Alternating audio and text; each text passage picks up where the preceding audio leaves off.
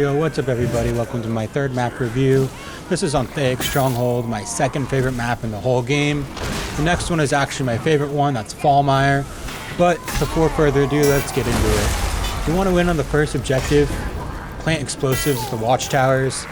You gotta take out the left and the right first because they're just a lot easier to take. For whatever reason, people gravitate to that center one a lot. And it's really easy to take the right and the left. Now, there are only two people on the right one, but Big Ed's wifey ends up being a problem for me this whole match. I think I die like 16 times, way above average for me. But as you can see, this left one is completely unguarded. Nobody's here. Oh, we're just gonna help this guy get in, plant his bomb. We've already got the left one down. And I'm pretty sure by the time I respawn after this explosion that the right one's already down too. Now, when it comes to winning on the center one, for offense, you really just got to win the fights and get your team in there. If the other team has an engineer, obviously you want to have as many engineers of your own, but they're really not necessary for you. The key for offense is just flat out win the fights. On defense, don't build the walls on the stairways. I can't say it enough. I see people do it all the time.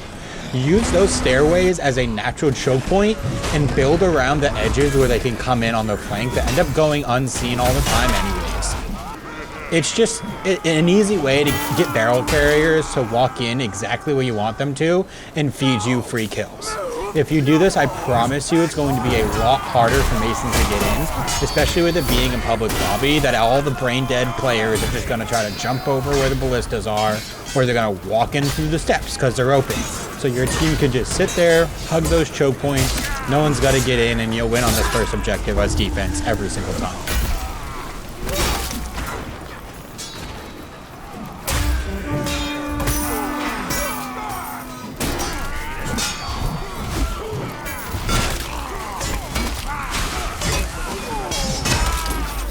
If you're enjoying the video, I'd really appreciate you hitting that subscribe button and even liking and commenting your favorite or least favorite part. If you want to be notified when I post or just hang out and chat, you can join my community Discord linked below.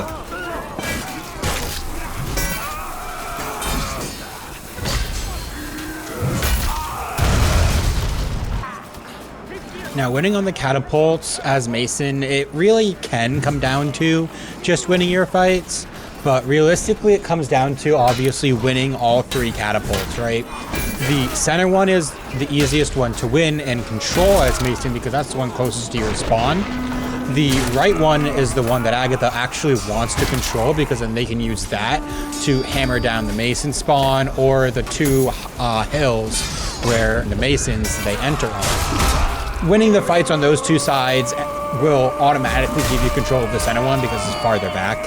And for both teams, it really does come down to winning fights. There's not a lot of engineer work that can actually do much here, outside of like trying to keep them away from the catapults and buying you time or keeping an archer from shooting somebody on one or, you know, things like that.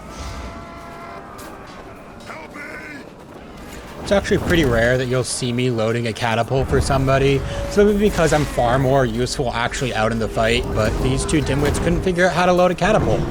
So I did that for a bit, and then I also ended up guarding him because he was being pelted by an archer. So whatever you're going to do to help your team win, even if it's something stupid or silly like this, I spent my time taunting the archer because he wasn't going to hit the target he wanted to.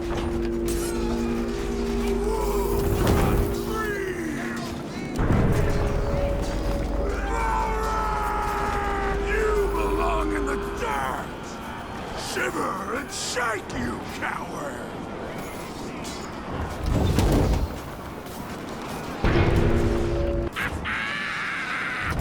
Targets acquired.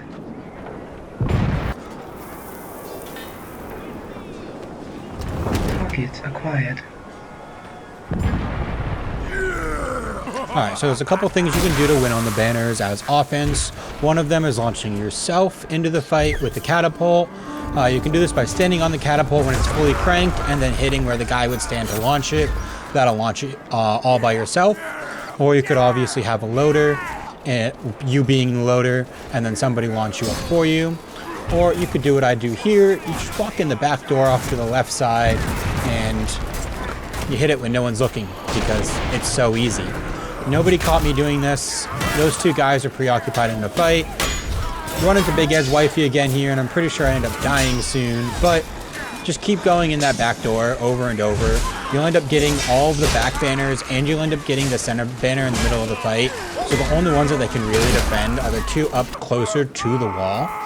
And at the end of the day, it does once again come to winning the fights, which is why Thayic is such a good map, because it's balanced almost all the way through. Most of the objectives just come down to winning fights, rather than them being handed to offense like they are in so many other maps.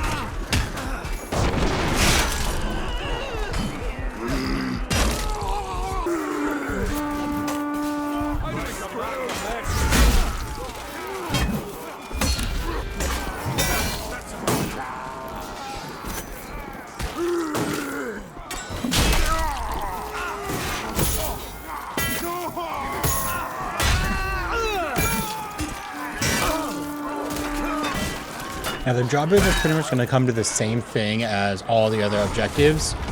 Win the fights. Like, that's the most important thing with this map, is your life is sacred and you have to win all of your fights. Now, I guess specifically with the drawbridge, neither team can commit to one side. I see too often that the crank will start and Agatha will just completely not realize that, hey, you're losing left side or you're losing right side and all of your team is on the wrong part of the drawbridge.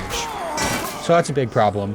As far as the Masons are concerned, if you notice you're not winning one, you just need to swap to the other, and that's it.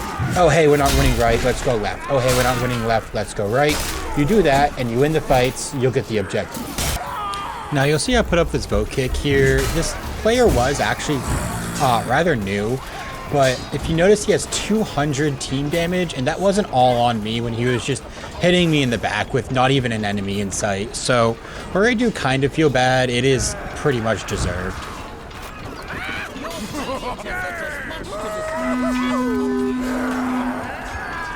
The drawbridge is almost open. Keep control of those cranks.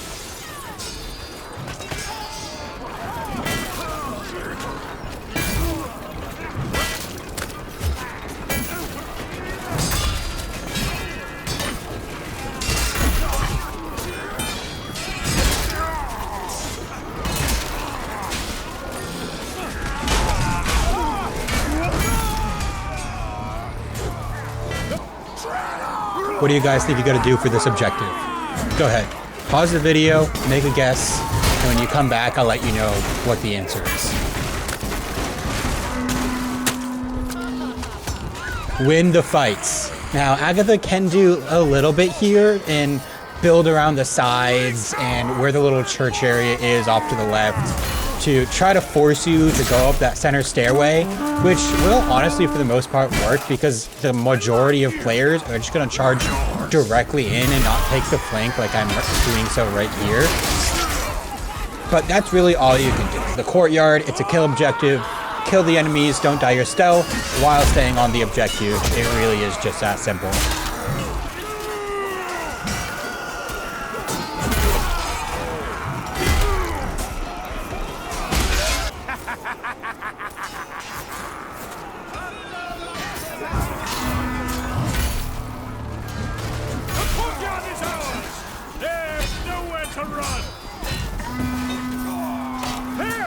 Now, when it comes to killing Argon, you're going to see a common theme here when you start to see my next videos as well, when it comes to specifically the VIPs. And it's actually the only time I will be okay with someone playing Archer, because you can actually play the objective playing Archer with VIPs. So Archers actually being accurate for once, fire pots, any kind of throwables, hit the VIP, because getting in there, you might only get a hit or two, and they just have way too much health for that single hit or two to matter. So unless the VIP is dumb and ends up overextending themselves and getting ganked by the entire Mason team, that's going to be your main source of damage on the VIP. However, this is the easiest VIP to kill and the hardest VIP to play, simply because you have to lead an attack. Yes, you also have to lead an attack on Fallmire, but the trip is much shorter with less choke points and just a lot easier to stay near your ally team and your ally spawn.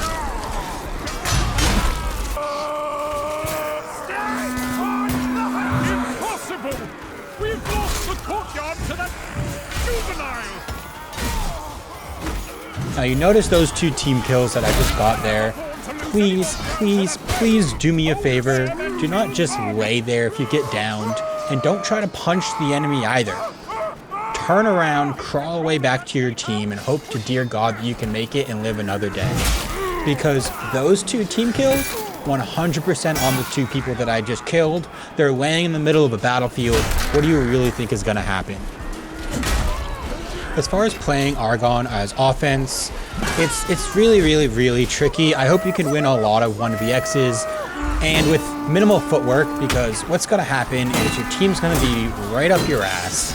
They're not going to let you walk around. There's going to be some level 5 standing next to you with a large shield and a falchion, just holding block directly in front of you. And then all of a sudden, 3 masons are going to walk up, and you're going to have to handle that 1vx. Now, as Argon tends to be really easy, but your life is obviously precious, as if you lose it, you lose the match. Try to stay with your team. I haven't had any luck personally trying to take the building up to the left, or obviously don't go to the right because that's the enemy spawn.